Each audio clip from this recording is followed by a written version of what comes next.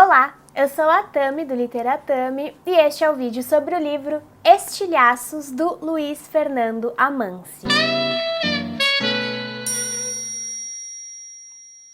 O Luiz Fernando Amâncio é mineiro de Três Corações, mestre em História pela UFMG e escritor já há alguns anos. Estilhaços é o seu terceiro livro e foi publicado pela editora Patuá. Ele reúne uma série de contos e microcontos pontiagudos que versam sobre o cotidiano, o que eu imagino seja uma constante da produção do autor, já que ele nos é apresentado aqui na orelha dessa edição como um expoente do cotidianismo. De fato, essa pegada do cotidiano já vem bem marcada na narrativa que abre o livro, Pé de Chumbo, cujo parágrafo inicial diz: "Nunca te vi, mas isso não me impedia de te odiar. É natural que o morador do andar de baixo tenha raiva de quem habita o apartamento de cima. Deve existir alguma lei que justifique esse sentimento, inclusive. A lei do bom senso, quem sabe?" Essa pegada de humor irônico e o olhar sobre a convivência social serão constantes nos textos e vão abrir espaço para uma porção de questões patentes da contemporaneidade, sobretudo da contemporaneidade citadina, urbana, como, por exemplo, há espaço para o privado na existência moderna, na qual os indivíduos são tão comumente tratados e dispostos, feito massa.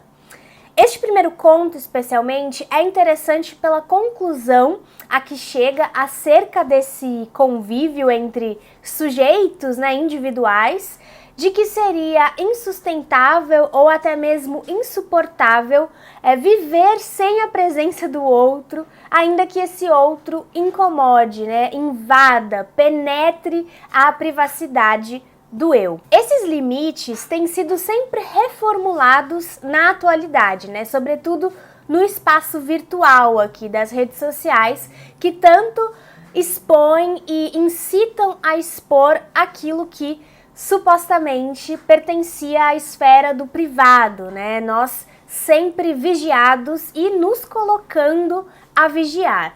Nessa mistura que também se imprime nos conglomerados, nesses conglomerados habitacionais das grandes cidades, cada vez mais lotadas de prédios com apartamentos minúsculos e gente abarrotada, onde é quase impossível não estar à disposição do olhar do outro e com o outro também na nossa mira. Há como resguardar alguma subjetividade? Eu acho que o percurso narrativo de Estilhaços vai muito na cola dessas indagações, ciente de que as respostas ainda estão sendo formuladas, mas que é fundamental que as perguntas sejam feitas. Também por isso, no trajeto do livro é comum que os personagens sejam vizinhos ou trabalhem no mesmo lugar, que o cenário seja um edifício, esse bloco, de onde o autor pinça individualidades e momentos precisos da vida dos seus protagonistas, que se lançam como estilhaços de um espelho em que cada ser humano metido na modernidade pode se reconhecer em alguma medida, e talvez até seja ferido por eles, por esses estilhaços, a depender da profundidade com que vier a atingir a sua identidade, Das cenas, então, de vidas comuns, de síndicos, pedreiros, o Luiz Fernando extrai o sumo daquilo que caracteriza essa sociedade específica e consegue, em um conto pequeno e estilisticamente simples até, retratar muito bem algumas realidades. É o caso, por exemplo, do texto que está aqui na página 16, chamado Por Dentro da Bolsa da Mulher Moderna. Ele tem só um parágrafo, eu vou ler aqui para vocês. Chaves, celular, estojo de maquiagem, preservativos, lenços umedecidos, filtro solar, álcool gel, mix de castanhas, absorvente, desodorante e spray de pimenta. É uma lista do que uma mulher moderna carrega dentro da bolsa, Mas a partir daí ele consegue trazer tanto do que seria essa mulher moderna, né, das violências, por exemplo, que ela tem de enfrentar na cidade, de como ela precisa se preparar para transitar por esse espaço. Então eu acho esse conto muito interessante, muito representativo desse movimento que o autor faz de incluir o máximo ali no mínimo, né, dentro dos textos tão curtos como este aqui. E aí há muita muvuca aqui dentro do livro, né, também por esse excesso de gente vivendo num mesmo espaço. E há muitas muvucas ruins, obviamente, como a do metrô lotado no horário de pico, por exemplo, mas também há muvucas boas que não deixam de constar aqui, como a explosão de um gol num estádio de futebol que transforma todos os torcedores de um mesmo time em uma massa prenhe de energia eufórica. Mas não tem jeito, né? E quem vive ou já esteve numa metrópole, esse grande símbolo da modernidade, sabe que sobressai o caos e a convivência parece sempre conflituosa, né? E não se sabe se o caos da vida na cidade é causa ou consequência disso, o que permite até o autor jogar de maneira criativa com essas duas possibilidades. Uma coisa que eu gostei aqui no livro é que ele trata, sim, do cotidiano, ou seja, da rotina e, portanto, das ações que se repetem sem grandes alterações ao longo dos dias, mas de modo muito verossímil, ele não deixa de lado a imprevisibilidade que, afinal de contas, também faz parte desse cotidiano, né, da vida, afinal. Na cidade, especificamente, mas não só. E ele aproveita esse caráter imponderável da existência para construir narrativas bem bacanas, como o conto Em Chamas, por exemplo, que narra uma situação inesperada em que um carro coletivo ali acaba pegando fogo.